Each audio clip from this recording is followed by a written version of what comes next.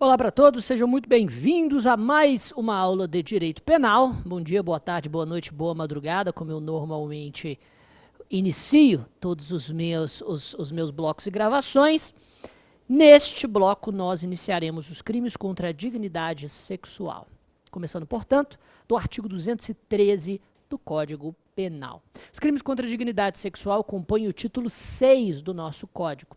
E eles passaram por uma modificação completa no ano de 2009, quando, através da Lei 12.015 daquele ano, de 2009, o Congresso Nacional substituiu o velho título dos crimes contra os costumes. Sim, crimes contra a dignidade sexual já se chamaram crimes contra os costumes, o que, obviamente, era muito criticado por doutrinadores modernos. Primeiro porque, se os crimes são contra os costumes, dá-se a entender que o bem jurídico tutelado é o bom costume e a tradição em termos de comportamento sexual. O que, em um país laico e que garante a liberdade individual como princípio constitucional, parece um pouco contraditório. O bem jurídico dos costumes parece não coadunar com a nossa Constituição democrática e com toda a autonomia privada que a própria Magna Carta concede aos indivíduos. Com isso, crimes contra a dignidade sexual é não só um título muito mais adequado, como também dá o tom interpretativo de todo o título 6. Ou seja, precisamos interpretar os tipos penais não como protetores de um ou de outro comportamento sexual, mas sim como normas incriminadoras que visam tutelar a dignidade da pessoa humana em todas as suas expressões e também na expressão da autonomia e liberdade sexual, além de, é claro, proteger a vulnerabilidade do além de, é claro, proteger a dignidade do vulnerável em sua vulnerabilidade especial, em crimes como o estupro de vulnerável do artigo 217-A. Falar isso não é simplesmente dizer que o nosso código é progressista, mesmo porque, claramente, ele não é quando analisamos o todo da obra. Mas falar isso é dizer que interpretações antigas e que estão até na exposição de motivos do nosso Código Penal original, interpretações como uma mulher vestida de forma provocante, de certa maneira, está contribuindo para a violação sexual, hoje vai de encontro, ou seja, é oposta ao ethos do título 6 do Código. Justamente porque não se protege mais os costumes, mas sim a própria dignidade em todas as suas expressões. Dito isso, vamos analisar cada um dos tipos penais da forma estruturante que antes também, que sempre fazemos quando estudamos todas as normas incriminadoras. Tipicidade objetiva, conduta, meios e modos de execução, sujeitos, consumação e tentativa, tipo subjetivo, ação penal e competência. E nesse contexto, nos últimos anos, este título foi bastante modificado e há algumas decisões, no mínimo curiosas, dos tribunais superiores nos últimos anos. Sem mais delongas, artigo 213. Dos crimes contra a dignidade sexual. O artigo 213 inaugura o capítulo 1 dos crimes contra a liberdade sexual. Estupro. Constranger alguém, mediante violência ou grave ameaça, a ter conjunção carnal, ou praticar ou permitir que com ele se pratique outro ato libidinoso. A pena é de reclusão de 6 a 10 anos. Senhores, inicialmente é bom dizer que o crime do artigo 213 foi bastante modificado por aquela lei que eu mencionei, a Lei 2015, que repaginou os crimes contra a dignidade sexual no ano de 2009. Antes, tínhamos 2 crimes sexuais violentos que eram, de certa maneira, os carros-chefe desta matéria no Código Penal. O estupro e o atentado violento ao pudor, artigo 213 e 214 do Código. O que fez a Lei 12.015? Revogou o artigo 214, basicamente pondo fim ao velho atentado violento ao pudor. O que era aquele crime? Atentado violento ao pudor era constranger alguém, mediante violência ou grave ameaça, à prática de qualquer ato libidinoso. Enquanto que o estupro consistia em constranger a mulher, sim, o estupro era crime, que só poderia ter como sujeito passivo uma mulher. Era constranger mulher, a conjunção carnal, esse era o único ato sexual possível no crime de estupro. Já já nós vamos entender o que esses elementos normativos significam. Então, constranger mulher à conjunção carnal mediante violência ou grave ameaça. Enquanto o estupro, portanto, tinha como vítima a mulher e a conjunção carnal era o ato sexual a qual a vítima era obrigada, no atentado violento ao pudor, qualquer pessoa poderia ser sujeito passivo e o ato libidinoso diverso da conjunção carnal era o ato sexual objeto do constrangimento. O que, então, a Lei 2015 fez? Revogou o artigo 214 e passou a integrar, passou a fazer com que a conduta por ele tipificada integrasse o crime de estupro. O crime de estupro, portanto, teve o seu campo de criminalização primária, ou seja, as condutas por ele proibidas criminalmente, ampliado. O estupro hoje consiste o constrangimento de alguém, não só de uma mulher, mas de qualquer pessoa, através da violência ou grave ameaça, nós já vamos estudar esses meios de execução, a uma conjunção carnal ou a praticar ou permitir que com esta pessoa se pratique outro ato libidinoso. O artigo 213 e 214 foram fundidos na conduta do artigo 213, acontecendo o que os criminalistas chamam de continuidade típico-normativa.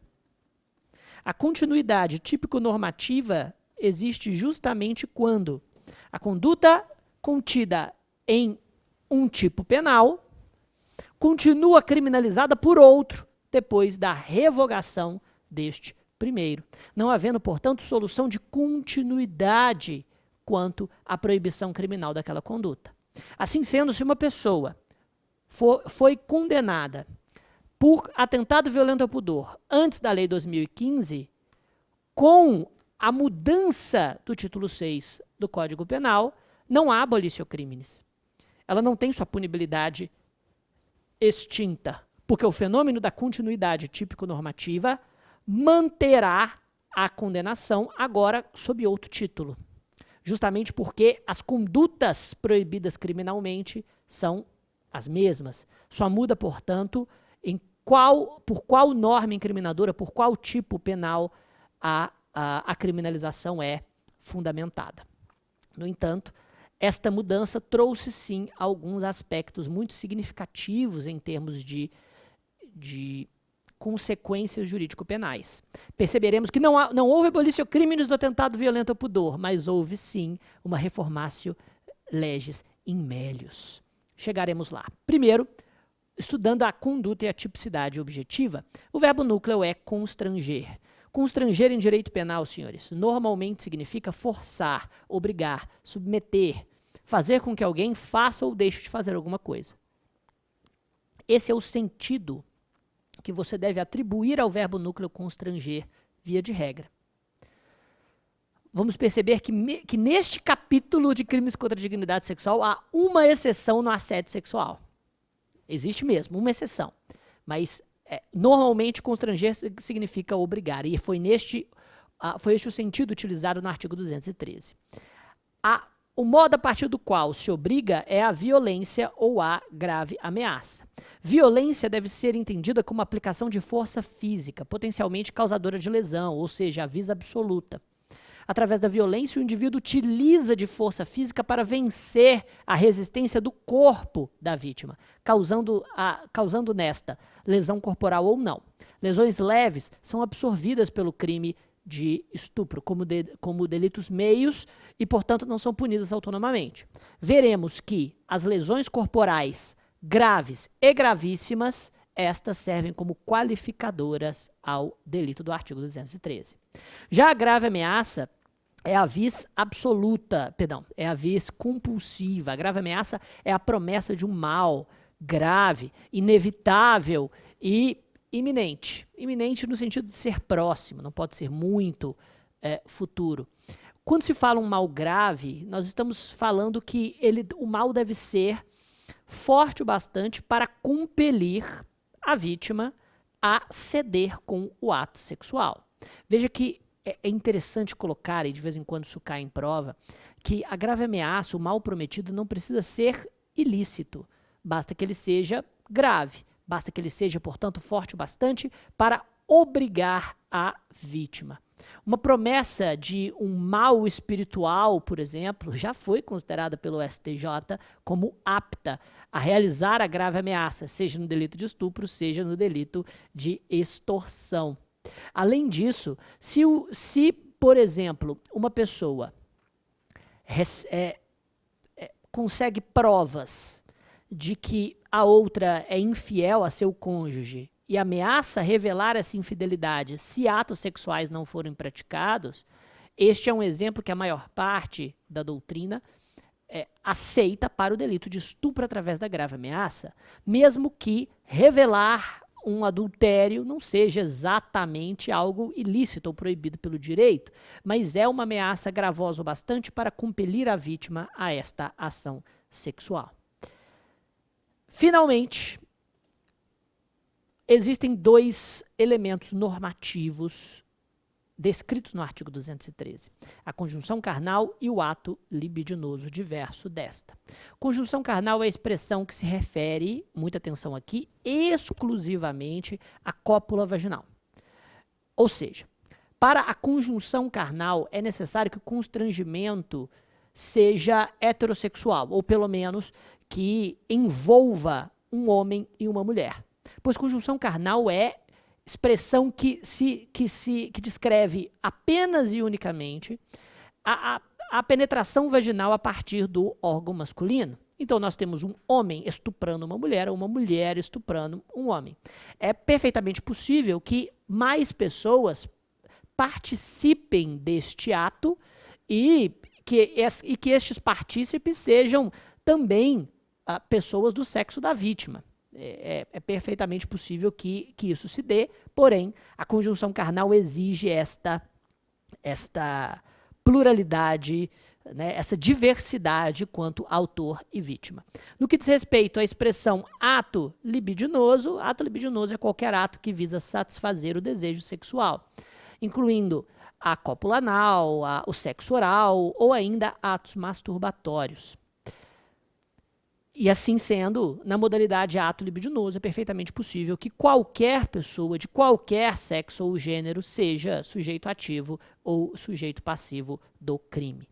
Por isso, aquelas discussões envolvendo pessoas transexuais, se elas podem ou não ser estupradas, eram discussões relevantes até 2009, não são hoje, uma vez que qualquer tipo de ato libidinoso forçado também pode levar ao delito de estupro. Mas vejam, nesse cenário, algumas observações já são importantes. A primeira observação diz respeito à pluralidade de atos. Como fica a tipificação quando nós temos conjunção carnal e ato libidinoso diverso da conjunção carnal praticados contra a mesma vítima no mesmo contexto fático? Nesse contexto, nesse cenário, existem duas posições doutrinárias. Existe uma posição doutrinária um pouco mais conservadora, como a autora Cristiane Dupré, que escreve que o estupro seria um tipo misto cumulativo, e que, pelo menos escrevia nesse sentido, e que a prática de conjunção carnal e ato libidinoso, mesmo que contra a mesma vítima, levaria a crimes distintos. E por quê? Porque antes de 2015, tínhamos exatamente esta configuração, já que o estupro e atentado violento ao pudor eram crimes distintos. Não foi, defendem esses autores um pouco mais conservadores, não foi a intenção do nosso legislador fazer com que a pluralidade de atos sexuais forçados levasse a uma criminalização menos intensa. Não foi o que venceu no STJ. No STJ hoje é pacífico, já há muito tempo, que a pluralidade de atos sexuais contra a mesma vítima em um mesmo contexto fático gera crime único, por ser o estupro um tipo misto alternativo. Ou seja, tipo misto ou tipo plurinuclear é aquele que possui vários verbos núcleos. Eu sei, alguns autores afirmam que essa expressão, já consagrada na jurisprudência, está errada para o crime de estupro, porque, na verdade, só tem um verbo núcleo, que é o constranger.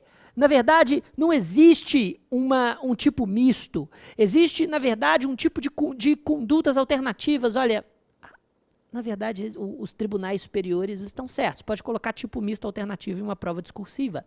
Porque existem, na verdade, dois verbos núcleos.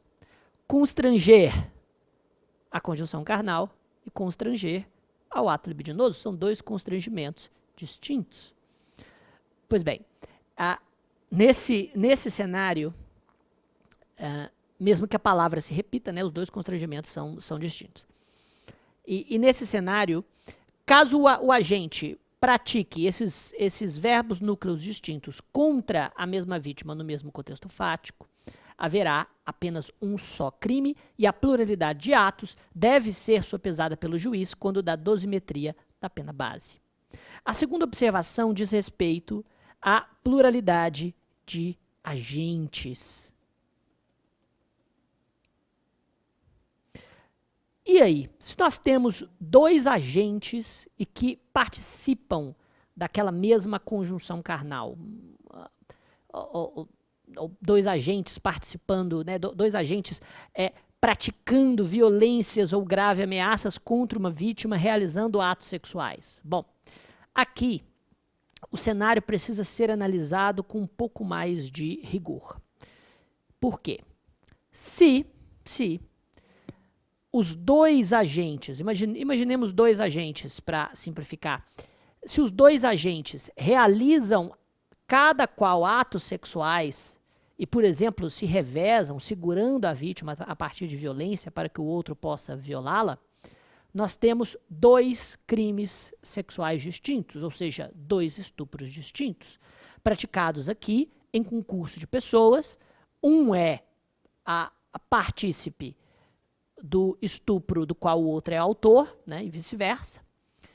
E mais, haverá nesse contexto ainda uma causa de aumento de pena reservada para o estupro coletivo, já que quando o estupro é praticado através de concurso de pessoas, haverá uma majorante específica que só se destina ao crime de estupro, isso nas disposições gerais do próprio título dos crimes contra a dignidade sexual.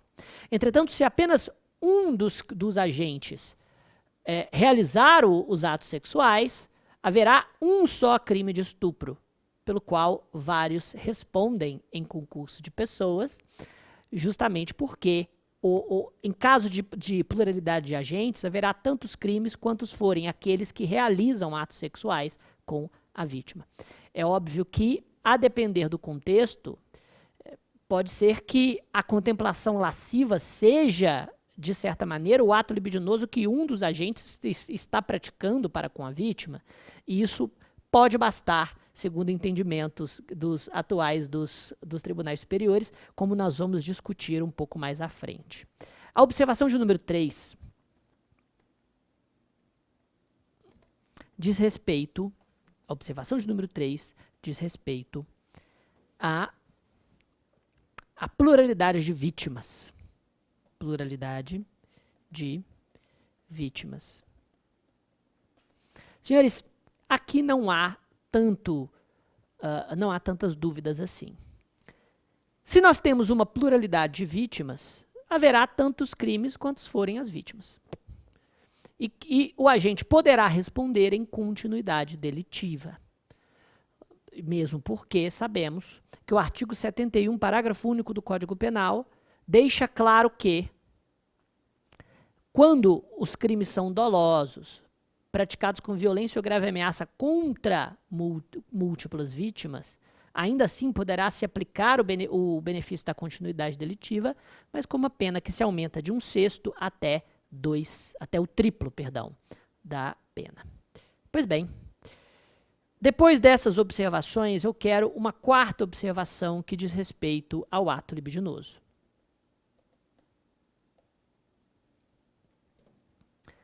Já dissemos que ato libidinoso é qualquer ato que visa satisfazer a libido, a concupiscência, que visa satisfazer o desejo sexual. Há aqui uma pergunta fundamental, e eu respondo já trazendo a proposta de uma doutrina minoritária, mas capitaneada por autores geniais como Bruno Gilabert. Bruno Gilabert, que foi o examinador de múltiplas provas, incluindo o delegado de polícia do Rio de Janeiro, escreve em seu livro Crimes contra a Dignidade Sexual que, aplicando-se o princípio da proporcionalidade e considerando que a pena base diz respeito a ambas as condutas, o ato libidinoso deve ter o ato libidinoso deve possuir uma relação de proporcionalidade com a conjunção carnal. Em outras palavras, não pode se considerar ato libidinoso, para fins de tipificação do crime de estupro, um ato muito mais leve ou superficial em comparação à própria penetração vaginal.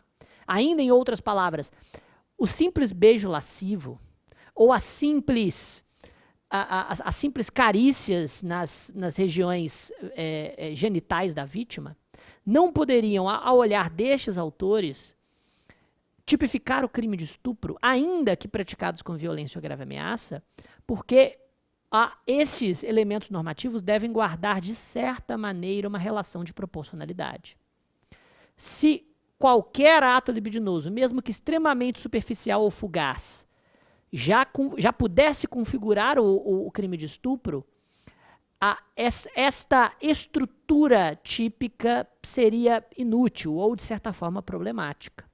Por que o legislador colocou a conjunção carnal, que é um ato sexual bem específico, e qualquer outro ato libidinoso a partir de uma lógica, talvez, de interpretação analógica, se não fosse para restringir, em termos de proporcionalidade, estes dois atos no caso concreto? E falando de forma mais objetiva, um beijo forçado não pode ser estupro. Não pode. É isso que esses autores querem dizer. Se alguém força uma pessoa a um beijo lascivo, isso não pode ser um ato libidinoso através de violência para fins de tipificação do artigo 213. Deve-se interpretar que o ato, na verdade, se subsome ao crime de importunação sexual, delito que nós vamos estudar um pouco mais à frente. Já digo que essa corrente minoritária, e talvez só deve ser referenciada em uma prova discursiva de concurso público, mas jamais em uma prova objetiva, eu cito aqui 2 informativos. Esses informativos dizem respeito ao crime de estupro de vulnerável, e nós vamos fazer menção a tudo que nós estudamos aqui quando estivermos no estupro de vulnerável. Né? Estupro e estupro de vulnerável são crimes muito, muito próximos em termos de tipicidade objetiva. O primeiro informativo é o 740 do STJ, que diz: presente o dolo específico de satisfazer a lascívia própria ou de terceiro, a prática de ato libidinoso com menor de 14 anos configura estupro de vulnerável, independentemente da ligeireza ou da superficialidade da conduta, não sendo possível a desclassificação para o delito de importunação sexual. Da mesma forma, crime de estupro e beijo lascivo, a primeira turma do STF, em conclusão de julgamento e por maioria, denegou a ordem de habeas corpus, no qual se pretendia a desclassificação do delito do artigo 217-A, estupro de vulnerável, para a conduta versada no artigo 65 da Lei de Contravenções Penais. E isso porque, à época, ainda não existiu o crime de importunação sexual, que foi criado em 2018. Moral da história. Para a doutrina majoritária, para a jurisprudência majoritária, a expressão ato libidinoso se refere a qualquer ato capaz de satisfazer a libido, mesmo que superficial ou ligeiro. O que nos leva a julgados cada vez mais conservadores dos nossos tribunais superiores, que condenam por crimes sexuais seríssimos os atos relacionados a conjunção carnal, a atos libidinosos, ainda que não guardem proporcionalidade com a conjunção carnal em termos de profundidade ou gravidade, mesmo que seja apenas um beijo lascivo, ainda que forçado. Ah, professor, não, mas veja bem, esses julgados dizem respeito ao estupro de vulnerável, né? Talvez ao crime de estupro esse entendimento não vigore tão bem. Olha, o elemento normativo, ato libidinoso, não pode ser interpretado de uma forma no estupro de vulnerável e de outra forma no crime de estupro. Ato libidinoso é uma coisa só para em todos os tipos penais em que ele aparece. O que muda são as características da vítima e não do ato em si. E o que se discute nesses julgados e a conclusão a que se chega é que ato libidinoso, ainda que superficial ou ligeiro, pode sim consubstanciar os delitos mais pesados do nosso código, falando rasgadamente. Um beijo forçado parece ser crime de estupro, segundo os tribunais superiores, contando que haja violência ou grave ameaça. No que diz respeito aos... é bom também que se diga, ato libidinoso também pode ocorrer virtualmente, embora existam doutrinadores que discordem, ok? Há doutrinadores como, por exemplo, Spencer Todd Siddle, que escreve crimes informáticos, e ele é veementemente contra a tipificação de estupro em sede virtual, quando, por exemplo, o agente obriga a vítima a se despir e praticar atos libidinosos para ele perante uma webcam, por exemplo. Afirma ele que o estupro deve ter ainda uma certa fisicalidade entre presentes e que a sextorção ainda não foi tipificada.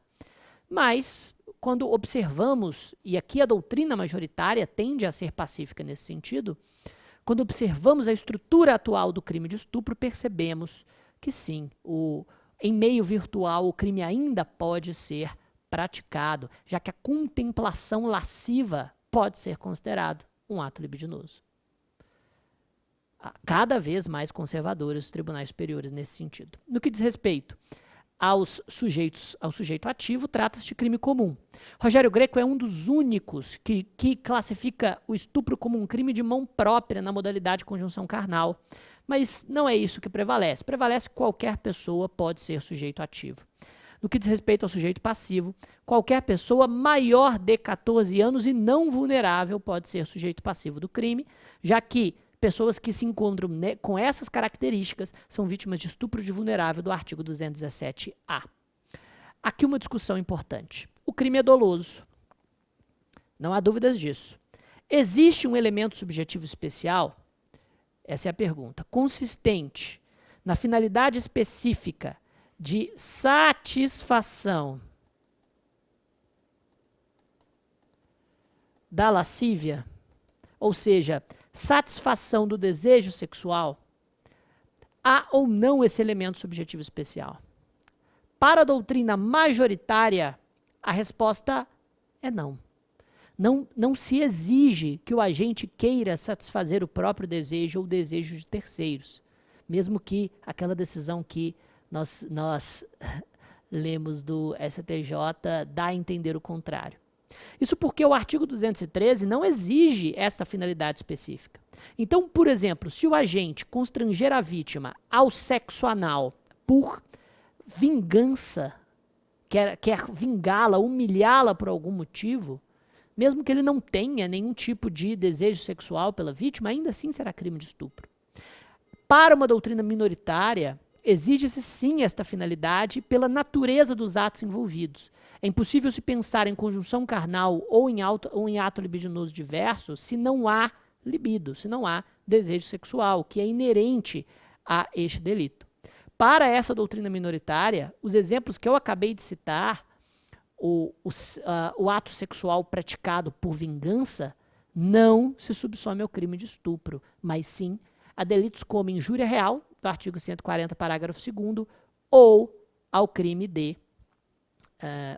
de lesão corporal. Para nós caminharmos para o fim, quanto à consumação e a tentativa, o estupro normalmente se classifica como crime material e que pode gerar vestígios. E se houver vestígios, o exame de corpo de delito será imprescindível, como advoga o artigo 158 do Código de Processo Penal. O estupro se consuma na modalidade de conjunção carnal com a penetração vaginal, ainda que parcial, mesmo que não haja ejaculação. Na modalidade ato libidinoso, com a prática do ato. Lembrando que é perfeitamente possível, segundo o entendimento majoritário, que a vítima não esteja presente, que a vítima esteja virtualmente praticando atos libidinosos para a contemplação lasciva do agente, que a constranja tal, e ainda assim haverá crime de estupro, na modalidade ato libidinoso. Lembrando que a prática dos dois atos no mesmo contexto fático gera um crime só. No que diz respeito à ação penal, após a Lei 13.718, todo crime sexual de ação penal pública incondicionada. Antes, tratava-se de crime de ação penal pública condicionada à representação, se os crimes deste capítulo fossem praticados contra uma vítima não vulnerável e maior de idade. Hoje pode memorizar dessa forma bastante segura. Todo crime sexual é de ação penal pública incondicionada, o que, sinceramente, deixa um pouco a desejar em termos de vitimização secundária, de prevenção da vitimização secundária. Mas essa é conversa para o professor de criminologia.